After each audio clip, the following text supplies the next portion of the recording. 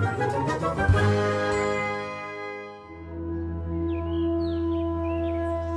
समय की बात है, जाबली गांव में बिरजू नाम का एक लकड़हारा रहता था। वो हर रोज सुबह पास वाले जंगल में जाता और वहां से लकड़ियां काटकर उन्हें बेचने शहर ले जाता था। लकड़ियां काटकर बेचना ही उसका रोजाना का काम था और इसी काम से वो ठीक ठाक पैसा कमा लेता था। वहीं उसके पड़ोस में एक इंद्रेश नाम का लकड़हारा भी रहता था। उसका भी यही काम था, पर इंद्रेश एक लालची किस्म का आदमी था और वो बिरजू की कमाई से भी कुछ ज्यादा ही जलता था। बिरजू जहां ईमानदार और दयालु था, वहीं इंद्रेश एक नंबर का लालची और मतलबी इंसान था। एक दिन की बात है, सुबह सुबह बिरजू अपने घर से कुल्हाड़ी और एक झोले में दोपहर का खाना लेकर लकड़ियां काटने के लिए जंगल की ओर निकल जाता है और वो जंगल में से अच्छी और मजबूत दिखने वाली ढेर सारी लकड़ियां काट लेता है। काफी देर तक लकड़ियां काटते काटते वो काफी थक जाता है और तब तक धूप भी तीखी हो जाती है। बिरजू को भी लगता है कि अब खाना खाने का वक्त हो गया है। वो एक पेड़ के नीचे आराम से बैठकर अपना खाना खाने लगता है।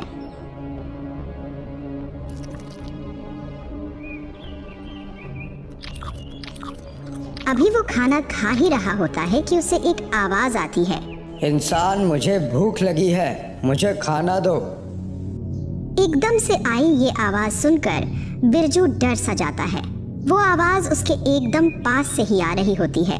वो डरते डरते उठता है और देखता है कि वहां पर एक पेड़ के पीछे एक मूर्ति पड़ी होती है। वो एक शेर की मूर्ति होती है और उसका मुंह भी खुला होता है। जब तक वो उस आवाज के बारे में समझ पाता, तभी फिर से उस मूर्ति से एक आवाज आती है, मुझे भी भूख लगी है, मुझे खाना दो। बिरजू अपना सारा खाना उस शेर की मूर्ति के मुंह में रख देता है और वो खाना अपने आप अंदर चला जाता है। वाह, बहुत स्वादिष्ट खाना था भाई, मैं तुमसे बहुत खुश हुआ। मांगो, तुम्हें क्या चाहिए? उस शेर की मूर्ति की आवाज से बिरजू फिर कंपक पा गया और वो डरते हुए कहने लगा, जी मुझे कुछ पैसे चाहिए थे जिनसे मैं अपने टूटे फूटे घर को नया बना लूंगा। बस इतना बोलने की देर भर थी कि उसे सिक्कों के खनकने की आवाज आई। ये आवाज उस शेर की मूर्ति के अंदर से आ रही थी। मेरे मुंह के अंदर हाथ डालो और ये सारे के सारे सिक्के निकाल लो। बिरजू पहले तो डर गया, पर उसने हिम्मत जुटाकर शेर के मूर्ति के अंदर हाथ डाला और सारे सिक्के निकाल लिए। इतने सिक्के पाकर वो बहुत खुश हुआ और वो अपनी लकड़ियां और कुल्हाड़ी वहीं छोड़ सीधा घर की तरफ निकल लिया। उधर उसे ऐसे खुशी से भागते हुए देखकर इंद्रेश काफी हैरान हुआ और वो भी अपना लकड़ी काटने का काम बीच में छोड़कर बिरजू का पीछा करने लग गया। जब बिरजू अपने घर पहुंचा तो उसने उन सिक्कों की पोटली अपनी पत्नी के हाथों में रख दी। उधर इंद्रेश भी उसके घर के बाहर से खड़ा होकर यह सब खिड़की में से देख रहा था। आपके पास इतने सारे सिक्के कैसे आए?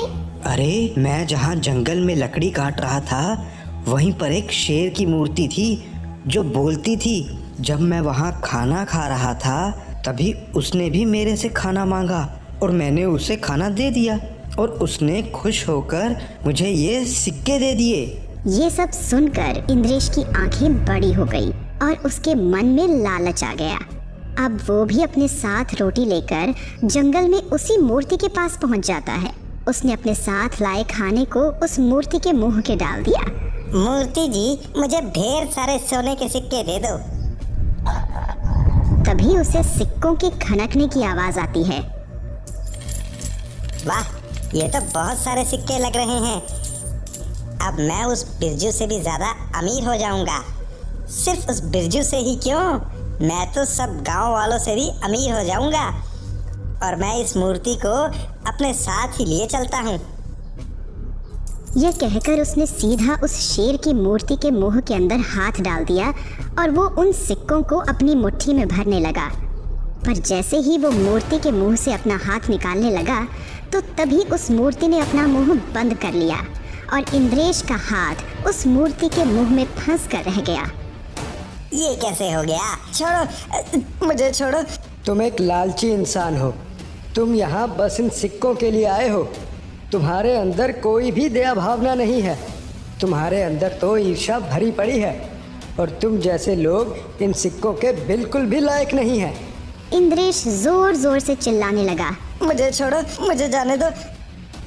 तभी वहाँ बिरजू आ रहा था क्योंकि उसकी कुल्हाड़ी वहाँ रह गई थी। जब उसने इंद्रेश को उस हालात में देखा तो वो भागकर उसके पास चला आया। इंद्रेश, ये क्या हुआ? इंद्रेश ने बिरजू को सारी बात बताई।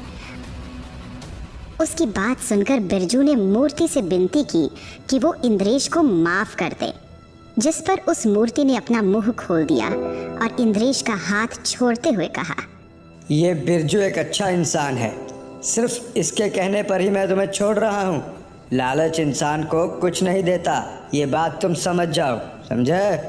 और इतना कहकर वो मूर्ति टूटकर चूरा चूरा हो जाती है और वो दोनों ये सब देखते रह जाते हैं।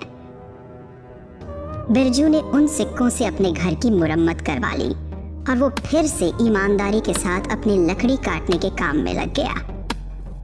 और इंद्रेश को भी यह समझ आ गई थी कि लालच बुरी बला है। उसने भी लालच और ईर्ष्या को छोड़ दिया और अच्छे काम करने शुरू कर दिए। शिक्षा।